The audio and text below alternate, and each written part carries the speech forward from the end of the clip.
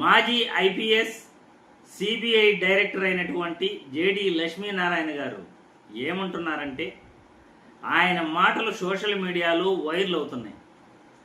గొప్ప విజన్ ఉన్న నాయకుడు అతనేను, రాష్ట్రాన్ని అభివృద్ధి చేసింది అతనేను. వాళ్ళు చేసిన నాడు నేడు కార్యక్రమాల గురించి నేను ఓపెన్ గా ప్రజా సమస్యలు తీరుతున్నాయా లేదా అన్నది ప్రధానంగా చూసి మా స్కూల్ కి సుమారుగా 18 లక్షలు వచ్చేది నాడు నేడు కార్యక్రమం. స్కూల్ బ్రహ్మాండంగా ఇంప్రూవ్ అయింది. ఇవన్నీ చాలా చోట్ల చూశాను. తానా ప్రాంతంలో ఉన్న ఇండియన్ రీసెర్చ్ సెంటర్ కూడా వాళ్ళు స్టార్ట్ చేశారు.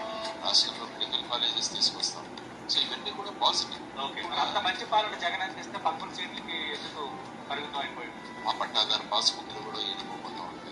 ఇవన్నీ ఏంటంటే ప్రజల్లో ఒక భావన ఏం కలిగిందంటే మా భూములు తీసేసుకుంటారు. సో అది ఇట్స్ రాంగ్ ప్రచారం. ప్రచారం కాదు, కానీ ఆ విధంగా ప్రజల్లో ఆ విధమైన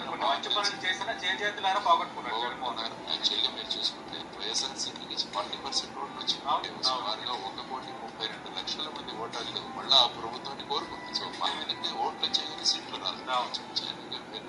నేర్చుకోవాలి. గురించి నేను ఓపెన్ గా ప్రజా సమస్యలు తీరుతున్నాయా లేదా అన్నది ప్రధానంగా చూసి మా స్కూల్ కి సుమారుగా 18 లక్షలు వచ్చేది నాడు నేడు కార్యక్రమం. చూశారుగా, జేడి లక్ష్మీనారాయణ గారి మాటల్లోనే రాష్ట్రంలో గొప్ప విజన్ ఉన్న నాయకుడు ఎవరు అంటే జగన్మోహన్ రెడ్డి అని ఆయన మాటల ద్వారా తెలుస్తుంది.